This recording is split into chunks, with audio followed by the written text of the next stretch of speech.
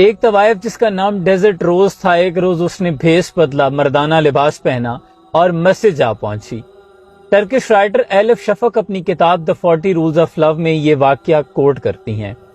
آپ لکھتی ہیں کہ مولانا رومی سرکار کا شعرا جب دور دراز علاقوں تک پھیل گیا تو دور دراز دیہاتوں سے لوگ مولانا رومی سرکار کا واز سننے آیا کرتے تھے۔ اس طوائف نے جب یہ سنا تو اس نے دل میں خواہش پیدا کی کہ یہ بھی مولانا رومی سرکار کا واز سننے جائے، لیکن اس نے جانے کے لیے تدبیر یہ سوچی کہ بھیس بدلا، مردانہ لباس پہنا اور مسجد جا پہنچی۔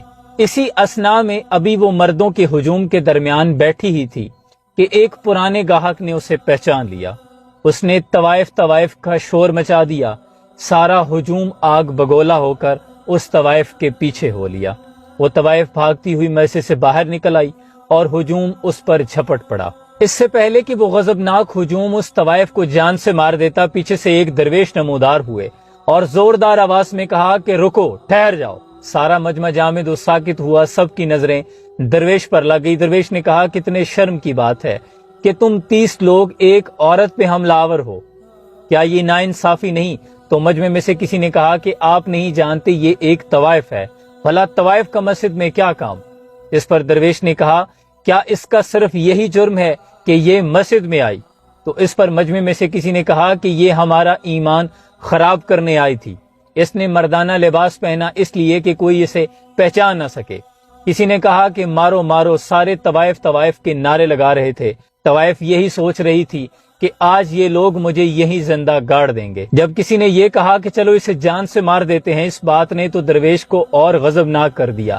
درویش نے کہا کیا تم لوگ واقعی اسے جان سے مارنا چاہتے ہو یا پھر اسے حاصل کرنا چاہتے ہو؟ یہ کہہ کر درویش نے طوائف کا ہاتھ کھینچ کر اسے اپنے پیچھے کر لیا۔ ڈیزرٹ روز نامی طوائف ایسے درویش کے پیچھے چھپ گئی جیسے ایک معصوم بچی خطرے کو بھانپ کر اپنے ماں کے آنچل میں چھپ جاتی ہے۔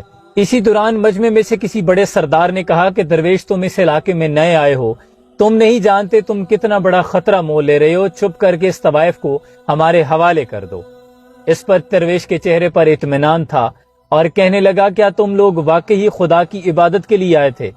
اگر تم واقعی خدا کی عبادت میں مشغول تھے تو پھر تم نے اس عورت کو کیسے پہچان لیا؟ کیا عبادت کے دوران کوئی دوسرا بھی اس قدر اہم ہو سکتا ہے کہ عبادت کے دوران آپ اسے تکتے رہیں؟ یہ عورت کا بھیس بدلنا بھی تم نے پہچان لیا۔ حق تو یہ تھا کہ یہ اگر کپڑے اتار کر بھی آتی تو تم اس کی جانب ہرگز نہ دیکھتے اگر تم اپنے رب کی عبادت میں مشغول تھے۔ اب اس عورت کی جان چھوڑو اور اس پر ظلم کرنا بند کرو، اس سے بہتر ہے جا کر تم مولانا رومی کا واز سنو، وہ اس کام سے کئی گنا زیادہ بہتر ہے۔ اس کے بعد مجمع کے پاس کوئی جواب نہیں تھا۔